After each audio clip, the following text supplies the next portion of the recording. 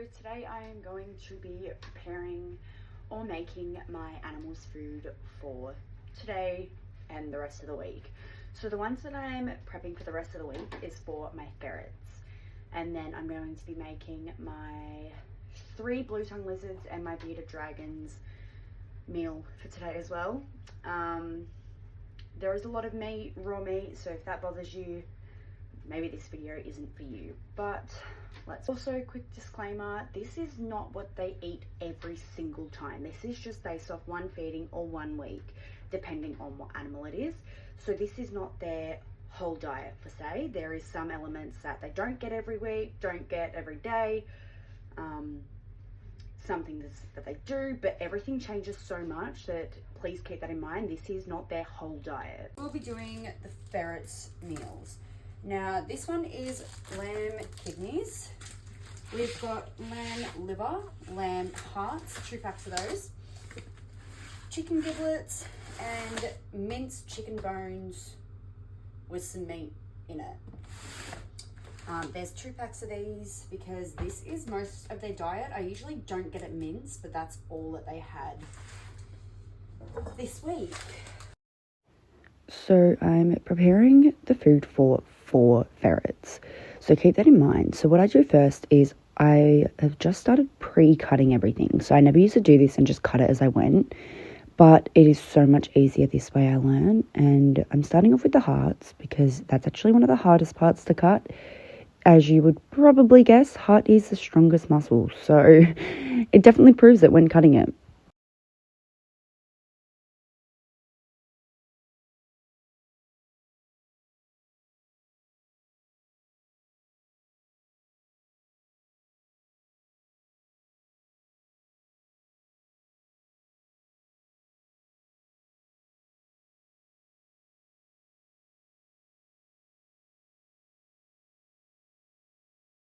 Now, moving on to the kidneys. I hate cutting these. They're actually just really annoying just because of the shape that they're in.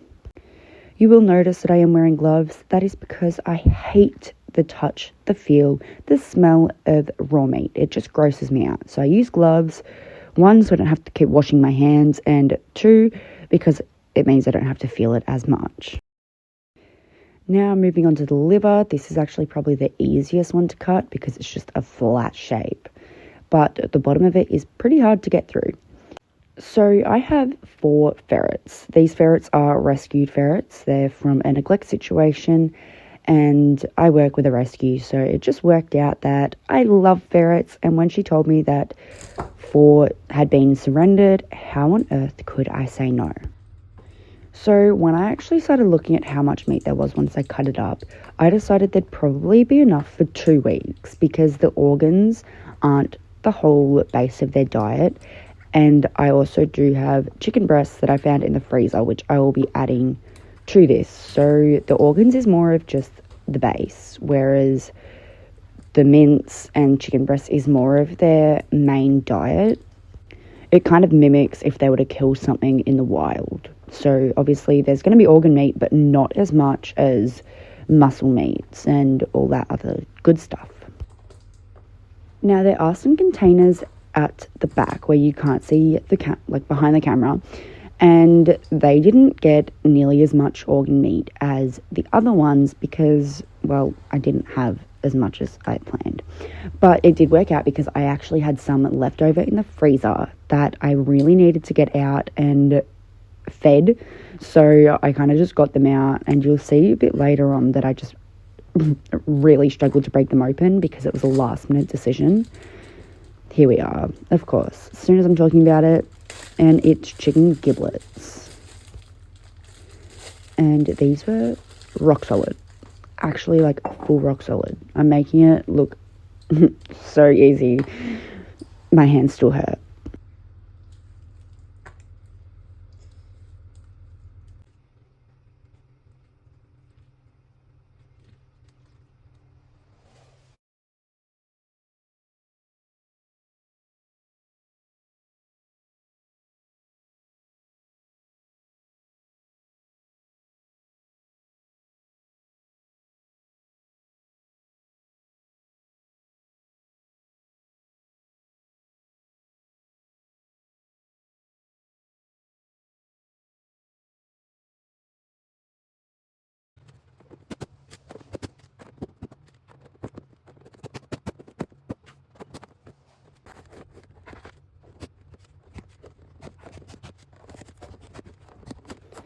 here is the most annoying part. I'm basically playing Tetris on how I'm going to get everything to fit, and I also just found a bunch of stuff that I'm really not going to eat. It's either been there for months because I don't like it, or it's winter, I'm not going to eat icy poles. And they kept breaking, so it was really annoying me. So I managed to get everything in, and you'll notice the middle shelf is more of the animal shelf. So I've got the snake food, the ferret food, and here's when I found the chicken breast. So that's currently defrosting. So before I move on to anything else, obviously I'm going to wipe down the bench with a spray first and then the wipes after, just to make sure nothing is going to be cross-contaminated. After that, I can start on the lizard food. So starting off first, I go in with some cos lettuce. That's our base this week.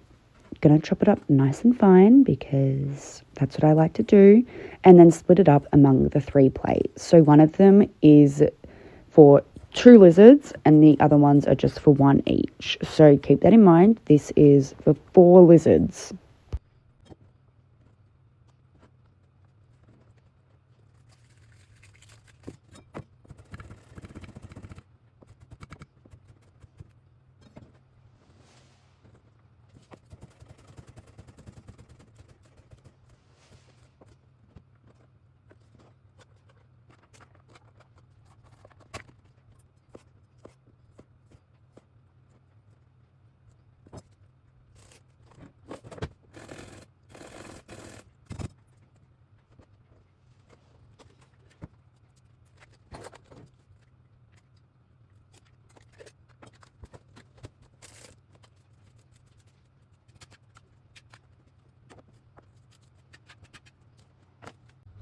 Okay, so I definitely need to have some explanation here, but this one is basically a multivitamin for all of the lizards, and this is pretty much what they get every feeding, just to ensure that they're getting all the right vitamins and minerals. Next up is calcium powder. Now, most people would dust their insects with calcium powder, but my blue-tongue lizards don't really eat insects. I have 2 that are rescued from a neglect situation, and they have never eaten bugs, so I can't really get them to eat the calcium powder unless I put it onto their veggies.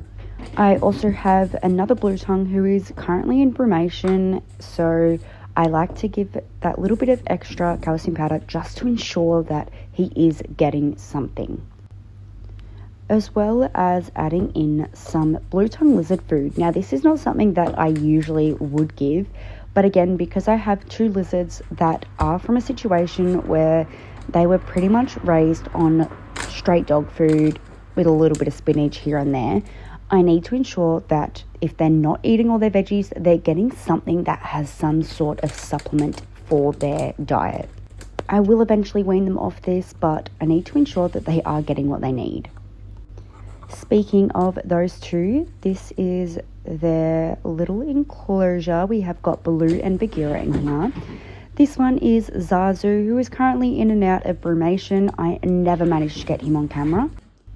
Next up is Rio. She is a bearded dragon. She's definitely my very food motivated lizard, and anytime I'm feeding the frogs or my stone gecko, she lets me know that she definitely needs her bugs, which is why she didn't really get any of the calcium powder because she doesn't need it. She eats a lot of bugs. Next up, we have a little sneak peek of one of my green tree frogs. This one here is Daisy. I have 4. And then last but not least for tonight, I have my cats. They're not getting anything super fancy. It's been a long day, and I really don't think they're going to care too much, as Minnie is kindly showing she just wants food.